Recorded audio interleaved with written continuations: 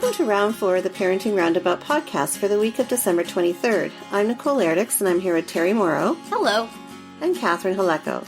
Hello. As mums of teens and young adults, we've survived those little kid days, yet we're still rethinking the decisions we've made all through our kids' lives and worrying about what's going on right now. Today's Thursday, which means it's time to give in to our obsessing about parenting details, big and small, like whether we can actually feed kids food that beats stress. Now, if I was my child, I would look at this food list and be more stressed. Yes. So, If you were your child or yourself. It stresses me Or out myself. as an adult also. Let's share with the listeners what U.S. News and World Report thinks will reduce their anxiety and stress.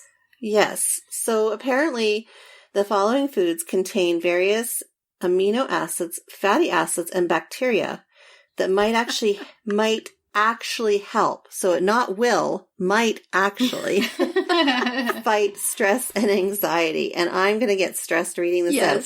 Spinach, watercress, soybeans, pumpkin seeds, sesame seeds, walnuts, cashews, and chickpeas, turkey, salmon, eggs, Parmesan cheese, mozzarella, and Gruyere, sauerkraut, sourdough bread, pumpernickel bread, cheddar cheese, salmon, mackerel, manila clams, and chia seeds, as well as chamomile tea and hot cocoa. So first of all, would your kids eat that stuff? I think the hot cocoa might be a go. And second of all, do you think it would help them? There's actually a bunch of things on there that my kids will eat. But the thing is, like, it feels, I don't know, like they can and do and have eaten those things, and yet they're still sometimes anxious and stressed. So unless this is like 100% of their diet, I don't see how helpful it is. I mean, we definitely, we eat salmon, we eat eggs, although my son doesn't eat as many eggs as my daughter and I do. Not a big sauerkraut eating family. No. No. I mean, can the mozzarella be on a pizza? Does that count?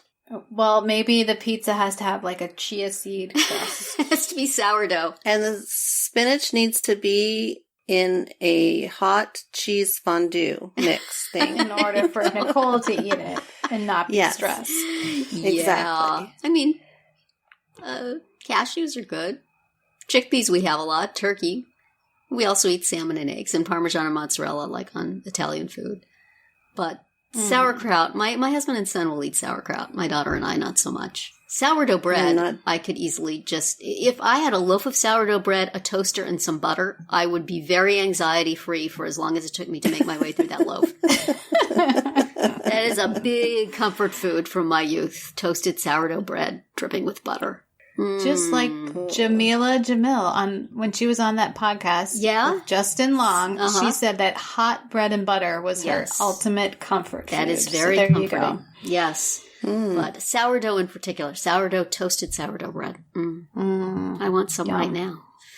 But now I have gluten issues, so maybe not. Yeah. But they make me anxious. I mean, I think that it's an interesting idea that, this article talks about like tryptophan and omega-3 fatty acids and good bacteria. Like that's where the fermented foods come in, like the sourdough and the sauerkraut. Yeah.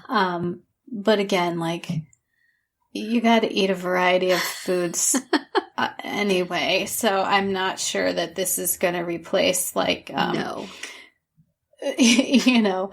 taking some Xanax or whatever it is, and or other methods of treating, of dealing with anxiety that work for kids.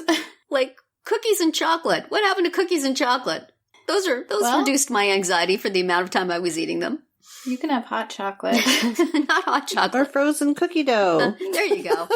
And I got to think, I mean, if you imagine if you took this article seriously and you took that list seriously and you set out to make sure your child had the right portions of each of these things to reduce anxiety, oh my goodness, your house would be such a stressful place.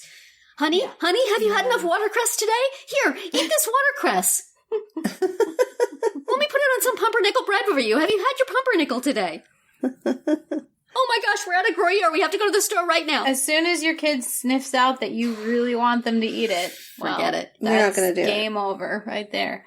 But I feel like articles like this are a bit, I don't know, they're kind of a bit dangerous in a way because it kind of, I don't know if it devalues or not diminishes the seriousness of mental health issues. I don't know. Like, I kind of feel like, really? This is what you want me to do? This is going to work? Right. I'm not sure. Yeah. Maybe I'm just taking it too seriously, but I don't know. No, but I think that's a good point. I mean, I have a situation that I know of, and the child clearly needs support in other more scientific ways, and the child's not getting it. Yeah, the child is getting a lot of support in more natural ways, and so I feel really bad but I can't, you can't say anything, right? But no, it's like, Yeah. yeah. No, I think you're right. I mean, there's only so much. There's a lot you can do with nutrition, but you can't solve every problem. Yeah. And you might create new ones. Yeah. Yes. I've, had an opportunity as a parent to explore every possible natural and behavioral solution to anxiety, and holy cow, pharmaceuticals work well. Mm-hmm. I'm very sorry to come to that conclusion. That's what they're there, but, yep. Sometimes all the salmon and chickpeas in the world ain't going to solve the problem. Yeah. Certainly, I imagine if you have a kid who is dealing with just the sort of generalized anxiety of living in the world and not a specific disorder, if you could work some of these into their diet, it would probably not hurt. Mm-hmm. And might be helpful. And then that's the only way to take this. But I also got to think that, hugs and fresh baked cookies would probably make just about the same difference. Mm-hmm. And be so much more fun to eat. Honey, come get your manila clams. I don't want you to be anxious for the test. This is when the kid starts eating next door at the friend's house. Right. Yeah. I'm not hungry. They're having spaghetti and meatballs, Mom. I'm booking. Yeah. Not spaghetti and clam sauce. That's right. Oh, gosh. Some of these. It's like, why do the things that are chemically good for you have to be so unappealing? I mean, I like some of these things just fine, but others amongst them, it's like, really? Really? Yeah. Not gonna happen. Yeah. Well, and also, I question. Where are the Cheez-Its? Cheez-Its calm my anxiety. Just Cheez-It after Cheez-It out of the box. I calm right down. Yeah. I mean, I also just question how much of these things would you need to eat in order to. I mean, you can't just be eating fistfuls of walnuts all day. I don't know. It's just. Yeah. Yeah. Everything in moderation, I guess. We should have talked about this on the complaining day. That's right. Well, yeah, we're obsessing about how unappealing some of these items are. Yes. On this day when most of our listeners are eating Christmas leftovers, finishing up the fruitcake and the... Maybe they enjoy eating watercress for Boxing Day. A festive dish of watercress. Exactly.